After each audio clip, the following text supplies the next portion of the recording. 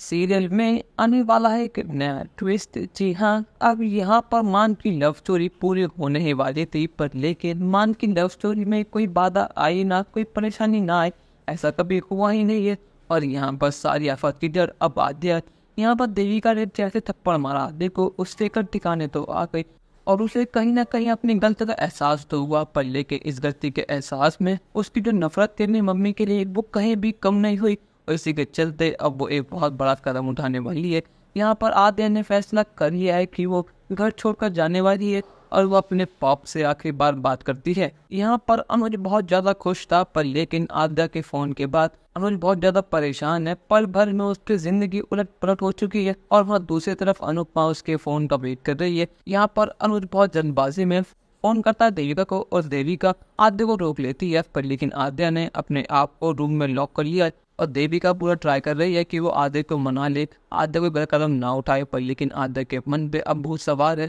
उसको बहुत ज्यादा चोट पहुंची कि उसके पॉप्स और अनुपमा एक हो रहे हैं, क्योंकि उसके पॉप्स ने उसको छोड़कर अपनी खुशी को, अपनी अनु को चुन लिया है। और यही बात इस पर हजम नहीं हो रही, तो यहाँ पर आद्या फैसला करती है कि वो फांसी लगाकर अपनी जान दे देगी। इन दोनों के साथ रहने से अच्छा है कि वो अपनी जान ले ले, कि उसको अपनी मम्मी से बहुत नफरत है।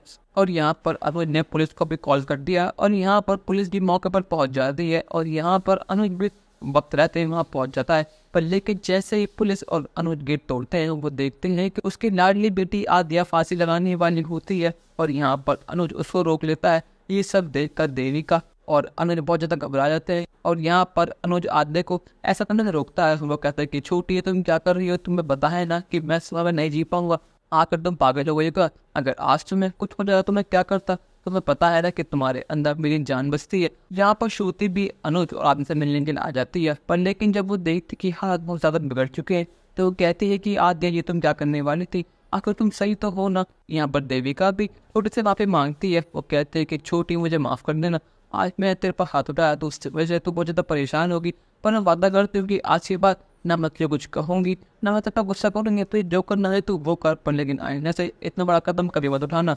आते कहते हैं कि पॉप्स आज नहीं तो कल मैं चली जाऊंगी, आपको अपने अनुपमा ज्यादा प्यारी है तो एक काम कीजिए, उसके पास जाइए, क्योंकि मैं अब कभी भी आप दोनों के बीच नहीं आने वाली। आपकी खुशियाँ उनके साथ ही आना कि मेरे साथ।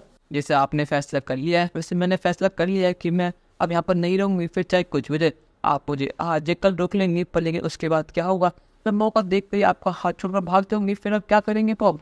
अब यहाँ पर आद्या ने अनुज को एक बहुत ही मुश्किल घड़ी में लाकर खड़ा कर दिया है। ना उसने उसे अनुपमा के पास जाना लायक छोड़ा है, ना फिर उसे आद्या के पास रहने लायक छोड़ा है, क्योंकि अगर वो आद्या के पास रहेगा तो आद्या कल नहीं तो परसों उसके पास से चली जाएगी, और अगर वो अनुपमा के साथ रहेगा तो उसे पल पल अपनी बेटी की याद तड़पाएगी। अब यहाँ पर अनुज को फैसला करना होगा कि वो आद्या और अनुपमा को कैसे कर सकेगी, पर लेकिन यहाँ पर आद्या कुछ दिन बाद भाग जाएगी, और जिसका सारा ब्लेम अनुपमा अपने ऊपर डाल लेगी, और यहाँ पर वो खुद ही दूर कर लेगी अपने आप को अनुज से हमेशा हमेशा के लिए। और यहाँ पर अनुज आद्या और अनुपमा की याद में पागल हो जाएगा। अब क्या अनुपमा और आद्या अनुज की लाइफ में वापस एंट्री ले पाएंगे नहीं, क्या मान की लव स्टोरी कभी पूरी हो पाएगी नहीं? अपनी राय हमें कमेंट में जरूर बताइएगा। चैनल को अब तक नहीं सब्सक्राइब तो कर लीजिए। धन्यवाद।